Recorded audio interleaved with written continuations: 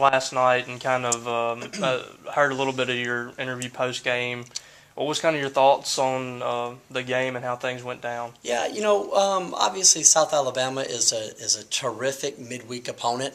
They're an outstanding program with a lot of great history. They're coached extremely well. They've got good players all over the field, and we knew it was going to be an extremely tough midweek game for us, and we knew we were going to need to play well to win the ball game. And from a coaching standpoint, I was disappointed with the way we played last night. It wasn't an outcome thing. It was more of an effort and a focus, and I just didn't see that drive from our guys to win the ball game last night. And I felt like we were there because the schedule said we had a game last night, instead of showing up ready to play, playing with some energy, playing with some passion, playing with aggression, all the things that we're able to do on Fridays, Saturdays, and Sundays in this league. We haven't found a way yet to be able to replicate that on Tuesday nights midweek. So frustrating loss. South Alabama played really well. They won the ball game. We're looking forward to getting back out on the practice field today. We've got a great practice planned. I'm excited to get out there, kind of get back to some of the basic things that we kind of feel like we're about, and get ourselves ready to play tomorrow night against the University of Alabama and jump right back into SEC play. So as disappointing as last night was, I'm as equally as excited about playing Alabama this weekend, and just want to continue to build on the momentum that we've been playing with in SEC play. And guys, we're 10-5 right now in SEC play. I think that puts us in second place overall. So we're doing some things really well right now, and playing well, and playing with a lot of focus and drive and energy on the weekends. And we're excited to get back home this weekend in front of our great fans. Looking forward to an outstanding couple of days of baseball back in SEC play. Looking forward to just continuing to make a statement on how good of a team that we are, and what we plan on doing. Having guys like Spencer Price go up there and put the bat on the ball, what does that do for the bus ride home? Yeah. You know what? I almost felt like, Trey Jolly had a great at-bat last night. He lined out to center field. Spencer Price singles into right center field. Tristan Barlow had a great at-bat last night. And I've actually been letting all these guys hit for the last couple of weeks every day in BP. Originally with the thought of when Jake Mangum pitches on Sundays and he's pitching and DHing, if I'm going to put him back in the outfield, then that pitcher spot is going to have to hit probably the last half of the ballgame. So I wanted all those guys hitting and taking BP every day, and they've been taking BP every day for the last month in practice and game days. And I thought last night, honestly, with the way we were playing and the way our position players at bats were, I thought last night was a great time to go let those guys hit and just kind of send a message to our team that if we're not ready to play every single day, then I'll find somebody else that is. And so last night, those pitchers got their at-bats. They had tremendous swings. They had some of the very best at-bats we had all night. So a lot of props to those guys for getting in the batter's box and competing and going to win their at-bats. Where do things stand health-wise this weekend with Jake and maybe Hunter and some of the other guys? Obviously both of those guys have been playing every day for the last week and a half. They're playing hurt. They're both playing with, serious hand issues. Jake Mangum is playing with a broken hand. Hunter Stovall is grinding it out, just bone bruise and swelling everywhere. In excruciating pain every time he swings the bat. So both of those guys, I'm fired up about the effort that they've been giving us, just the grit and grind that they're showing every day, going out there and doing their best to help us win baseball games. On the mound, it is what it is. There isn't anybody new that's coming into the mix in terms of starting pitcher-wise. We'll go ahead and announce Connor Pilkington tomorrow night. We'll go ahead and announce Cole Gordon Friday, and then Jacob Billingsley will pitch on Saturday for us. So kind of excited to be able to give you guys 3 names, I think, for the first time all year. It's a really big thing for us. Kicking TBA out of the rotation. TBA had his opportunity, and he didn't make the most of it. It's good to be able to have those 3 guys in those roles. They've been pitching extremely well lately. I love being able to send all three of those guys out to the mound. They're throwing strikes. They're competing hard. They're throwing their secondary stuff for called strikes. They're giving us a chance to win the ball game each and every time they're out on the mound. Billingsley came back from injury and pitched. Sure. Started 2 games last week, and I don't think gave up a run. How comforting is that to throw a guy back in the mix now and have a guy that can be a weekend starter? It's great having him back out there. He's an older kid. He brings a veteran presence to our team, veteran presence to the mound every time he's out there. So last week, between Billingsley's 5 innings against Mississippi Valley State, I believe, and then the 5 innings against South Carolina, he threw 10 shutout innings in a 5-day span. In his previous 3 years on campus here, he had 10 total innings. So he matched his 3-year total in a span of 5 days. So I thought that was pretty neat. Really good feel, in terms of just him being confident, wanting the ball, going out there, doing the things that he's been doing lately to help us win ball games. How comfortable are you with Stovall at shortstop right now? He's shown me that he can play shortstop, and it's a great feeling knowing that we have 2 guys that can do that. Gridley has been phenomenal all year. His at-bats are tremendous. He does a great job defensively for us. Hunter Stovall had an opportunity to go over there last week and played a flawless shortstop midweek, and then I got him another couple innings last night out at shortstop. I feel great about really having 2 shortstops that can play the middle of the field for us. So he gives us a really good safety blanket, somebody that can play shortstop behind Gridley if something happens to him, or if he can't be here, or if he gets injured or something. So he's done a great job. Hunter Stovall is such a gamer.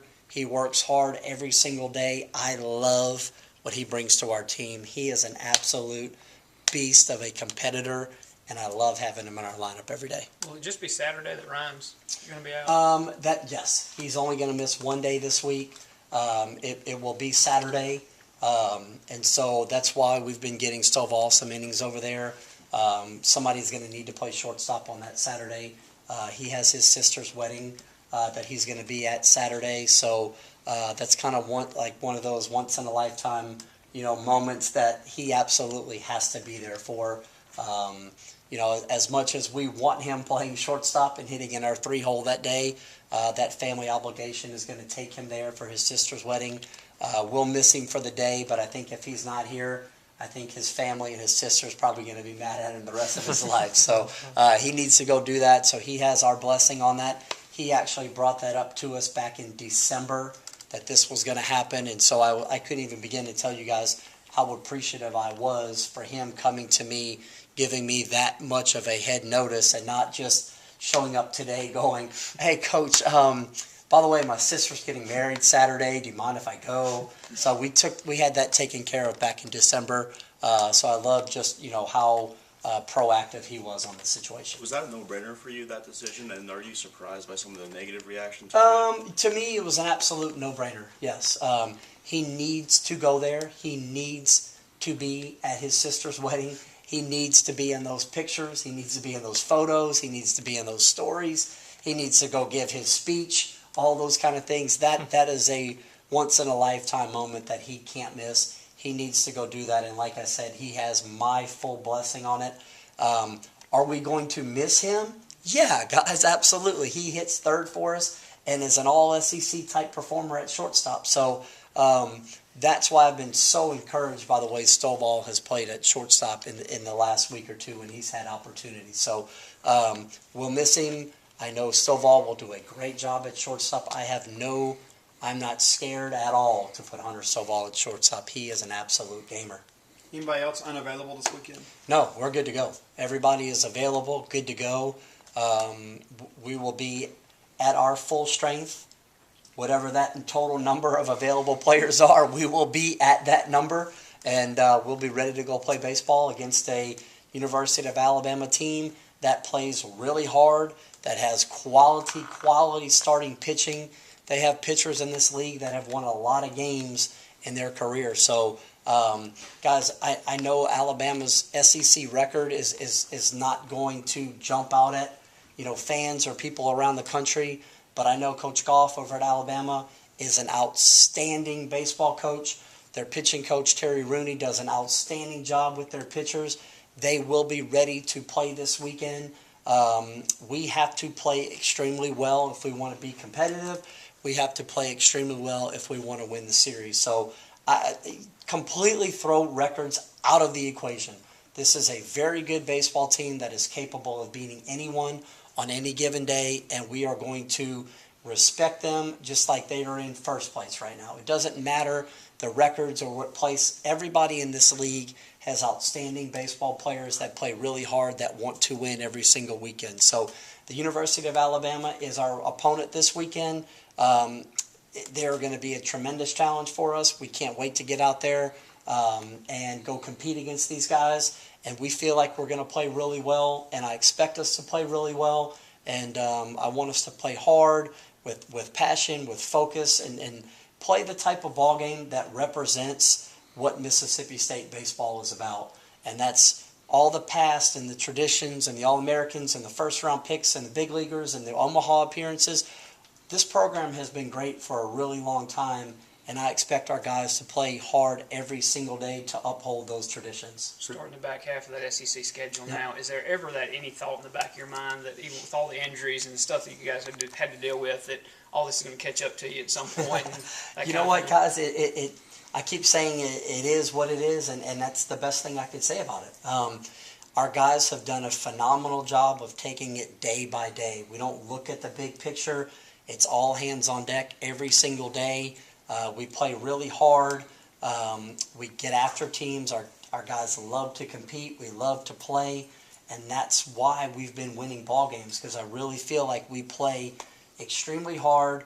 We don't give up. We never think we're going to lose. We're going to play a complete 9 innings of baseball, and we've been able to get off to a great start in the first half of the SEC schedule. Now listen, we have to continue to do those things the entire rest of the way, or it could very easily flip-flop and reverse on us. So we're not even paying attention to records. It's just about what we have to do every single day to be our very best, and that's tunnel vision, focus to what our task at hand is each and every day, and that's take it day by day, win the day. Don't worry about the series, win that day.